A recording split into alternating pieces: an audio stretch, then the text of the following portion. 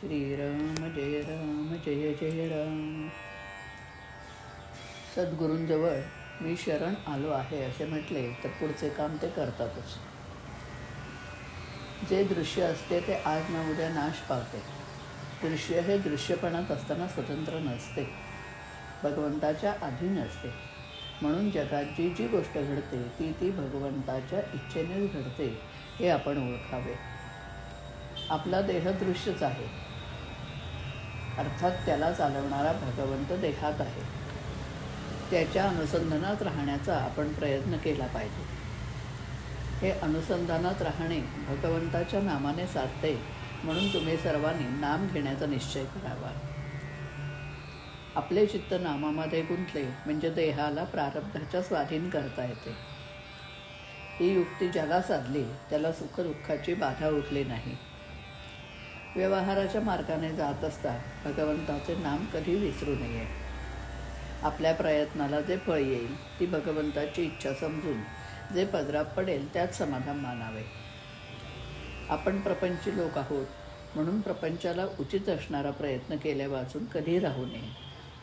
पण प्रपंच हेच आपले सर्वस्व आहे असे न समजता त्यामध्ये भगवंताला विसरू नये. परमार्थाला सदाचरणाची फार जरुरी आहे. उगीच भलत्याच्या सांगण्याला भुलू नये आणि अनिती अधर्माच्या मार्गाला जाऊ नये. संत जे सांगतात त्याच्यावर विश्वास ठेवून मुखात नाम ठेवावे आणि सदाचरणाने वागून प्रपंच करावा. असे जो वागेल त्याचे कल्याण राम खात्रीने करील हे मी सर्वांना वचन देतो. प्रत्येकाला प्रपंचासाठी देव पाहिजे असतो.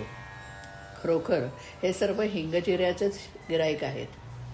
देवासाठी देव पाहिजे असं म्हणणारा खरा कस्तुरीचा चाहताच कोणी भेटत नाही. असा मनुष्य भेटणे कठीण जाते. म्हणून सामान्य माणसांना आपण तयार करीत राहिले पाहिजे असे वाटते. मला या कार्यामध्ये रामाने पुष्कळ यश दिले आहे. देह हा कष्टासाठीच असल्यामुळे त्याचे सुखदुःख सारखेच म्हणावे. जो बरा होणारा नाही अशा रोग्याला बरा करतो तो डॉक्टर खरा. अगदी विषयातल्या माणसांना सुद्धा जो बाहेर काढतो तो संत खरा.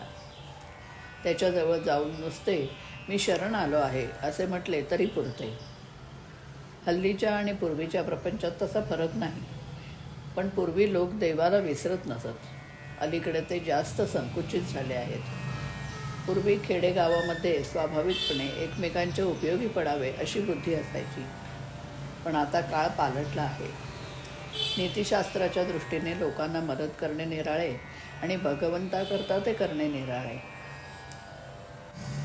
तुम्हा इतक्या लोकांना नामस्मरण करताना पाहून मला एक समाधान वाटते की मला जी गोष्ट आवडते ती इतक्या लोकांना आवडू लागली आहे. मी सांगितलेले तेवढे करीन असा निश्चय करा. कशाचीही काळजी करू नका.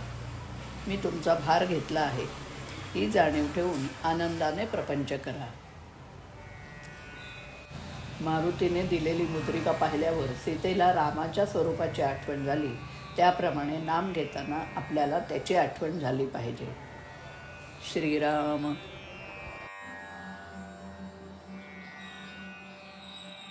देहनाशवंत आतचालक अनंत. आतचालक अनंत वदे गुरु कृपावंत. चित्तनामात गुंतावे विषयास विसरावे. देह प्रारब्धा देऊनी मने रहावे निश्चिंत. आतचालक अनंत वदे गुरु कृपावंत. दृश्यमान जे असते नाश पावतसे ते. देह दृश्य तो जाणार नच गुंतावे मोहात. आतचालक अनंत वदे गुरु कृपावंत. मुखे नाम हाती काम सखा एक आत्मा राम. देवासाठी देव हवा ठसू द्यावे हृदयात. आतचालक अनंत वदे गुरु कृपावंत. देहनाशवंत आतचालक अनंत. आतचालक अनंत वदे गुरु कृपावंत. श्रीराम.